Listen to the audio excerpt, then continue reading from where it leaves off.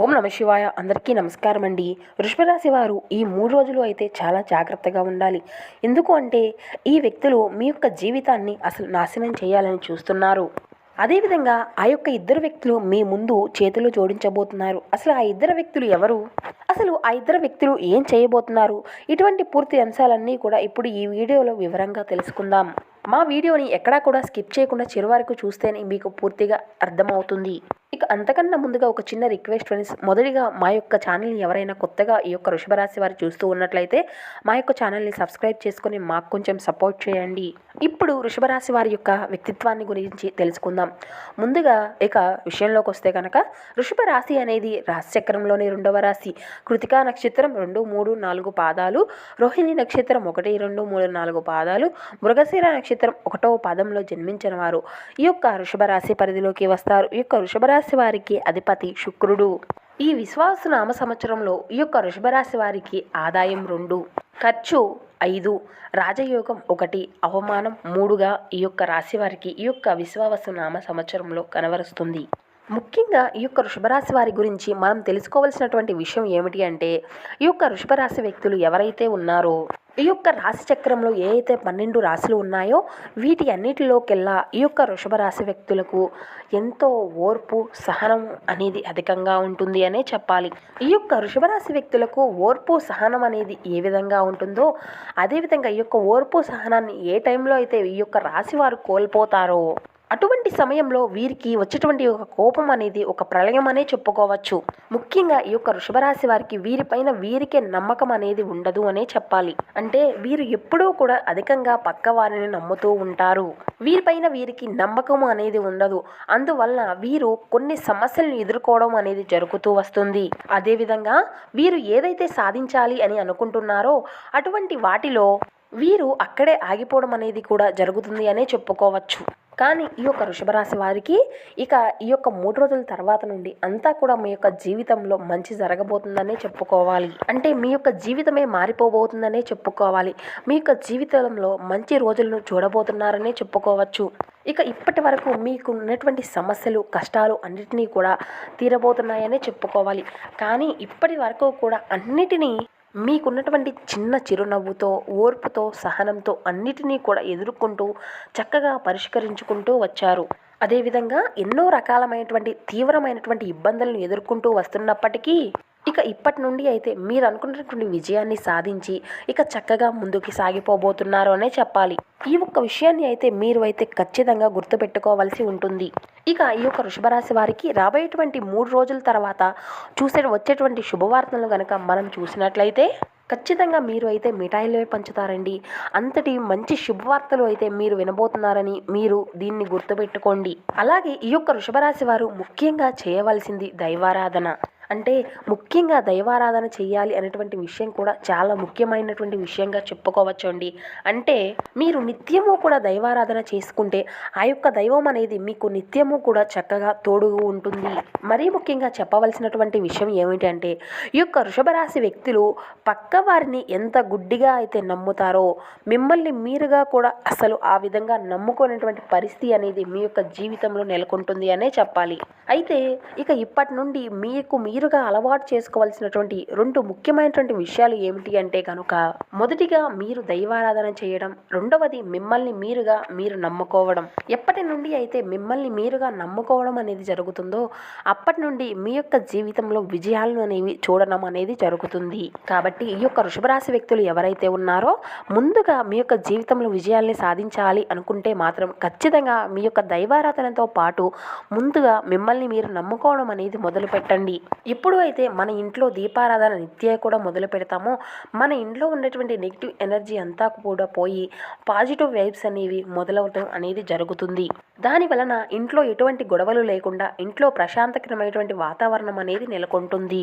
ఈ విధంగా దైవారాధన మనకు ఎంతో ఉపయోగపడుతుంది. ఇలా దైవారాధన చేయడం వల్ల మనకు మనసుకు కూడా ప్రశాంతత అనేది లభిస్తుంది. అలాగే ఈ యొక్క వృషభరాశి వ్యక్తులు చేసేటువంటి మరొక తప్పు ఏమిటి అంటే మీకు మీరుగానే మీరు చేయాలనుకుంటున్నటువంటి పనిని అంత డౌట్ఫుల్గా చేయడం, అన్ని డౌట్స్లో ఉండిపోవడం.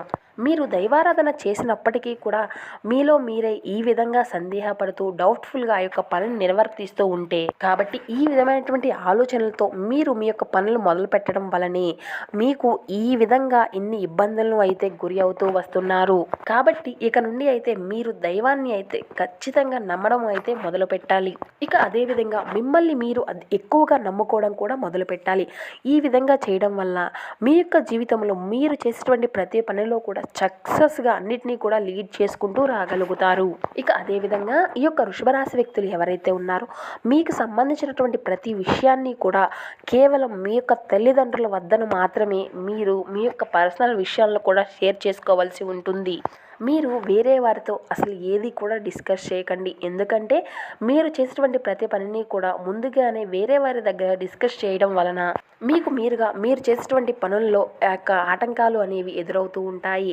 అలా చేయడం వల్ల మీరు ఆ యొక్క పనిలో కూడా ముందుకు సాగలేకపోతారు. కాబట్టి ఆ యొక్క పనులు అనేవి పూర్తయ్యే వరకు మీరు అయితే ఎటువంటి విషయాలను కూడా ఎవరితోనూ కూడా షేర్ చేసుకోకండి. ఎందుకంటే వారు మీ యొక్క పనులను ఆటంకాలు అనేవి కలిగించడానికి చూస్తారు. ఎందుకంటే వారు కేవలం మీ యొక్క నాశనాన్ని మాత్రమే కోరుకుంటూ వస్తున్నారు కాబట్టి. ఇక అంతేకాకుండా మీ యొక్క జీవితం అనేది ఈ యొక్క రాశి వారికి ఒక విధంగా సాగిపోతూ వచ్చింది ఇప్పటి వరకు కదా. కానీ ఈ సంవత్సరం ఈ యొక్క విశ్వావసు నామ సంవత్సరంలో మీ యొక్క జాతకం అనేది పూర్తిగా మీ యొక్క రూపురేఖలు కూడా మారిపోబోతున్నాయనే చెప్పాలి. కాబట్టి ఈ యొక్క రాశి వారికి రాబోయేటువంటి ఈ 2-3 నెలల్లో మంచి యోగకాలం అనేది కనిపించబోతుంది. ఒక మంచి శుభవార్తను అయితే మీరు వినబోతున్నారు. అది ఏమిటి అని చూసినట్లయితే ఇక నుండి అయితే మీరు కొత్త కొత్త ప్రారంభాలను మొదలుపెట్టబోతున్నారు.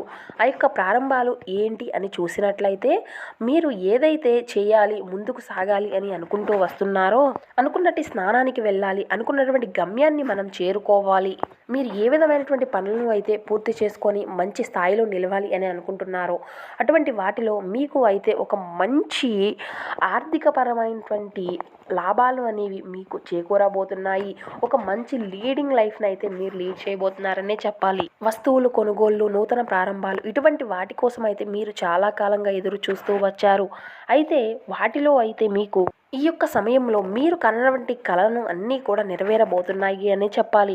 ఇక అంతేకాకుండా మీరు అయితే మీ యొక్క నూతన ప్రారంభాలను మొదలుపెట్టిన తరువాత మీ పైన కుళ్ళు కుతంత్రాలతో ఇంకా చెలరేగిపోవడానికి వారు అయితే ప్రయత్నాలు చేస్తూ ఉంటారు కూడా. అదేవిధంగా మిమ్మల్ని ఇంకా ఎక్కువగా ముంచేయడానికి కూడా చాలా ప్రయత్నాలు అనేవి జరుగుతూ ఉంటాయి.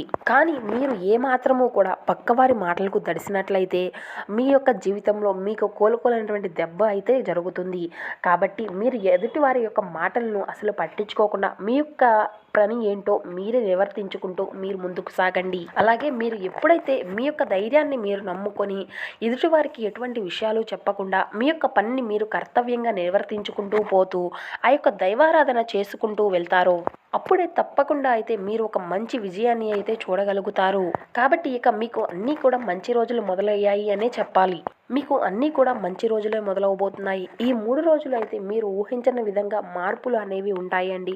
మీరు నూతనంగా వాహనాలు కొనుగోలు కానివ్వండి, లేదంటే గృహాలు కొనుగోలు కానివ్వండి, లేదంటే నూతనంగా ఏదైనా ఒక వ్యాపారం మొదలు పెట్టడం కానివ్వండి, ఇటువంటివి అన్నీ కూడా మీ యొక్క జీవితంలో చోటు చేసుకోబోతున్నాయి. కాబట్టి మీ యొక్క ఆర్థికపరమైనటువంటి అభివృద్ధిని కూడా మీ యొక్క జీవితంలో ఎనలేనటువంటి అభివృద్ధిని కూడా చూడబోతున్నారు. కాబట్టి ఈ యొక్క సమయంలో అయితే మీకు అయితే ఏ విధమైనటువంటి ఏ యొక్క దిక్కు నుండి అయినా కూడా ఒక మంచి శుభవార్తను వినేటువంటి అవకాశాలు అయితే కనిపిస్తూ ఉన్నాయి. కాకపోతే మీరు అయితే ఈ యొక్క పనికి సంబంధించినటువంటి ఒక చిన్న పరిష్కార మార్గాన్ని అయితే చేయవలసినటువంటి ఇది కనిపిస్తుందండి. కాబట్టి ఆ యొక్క పరిష్కారము ఏమిటి అంటే మీరు ప్రతి సోమవారము కూడా శివాలయానికి వెళ్ళి అభిషేకం చేయించుకోండి. అభిషేకం చేయించుకోవడం వల్ల మీకున్నటువంటి దృష్టి దోషాలు, నరదోషాలు అన్నీ కూడా చక్కగా తొలగిపోతాయి. ఇక అదేవిధంగా మీకు వీలు కుదిరినట్టయితే 9 సోమవారాలు శివునికి అభిషేకం చేయించుకోండి.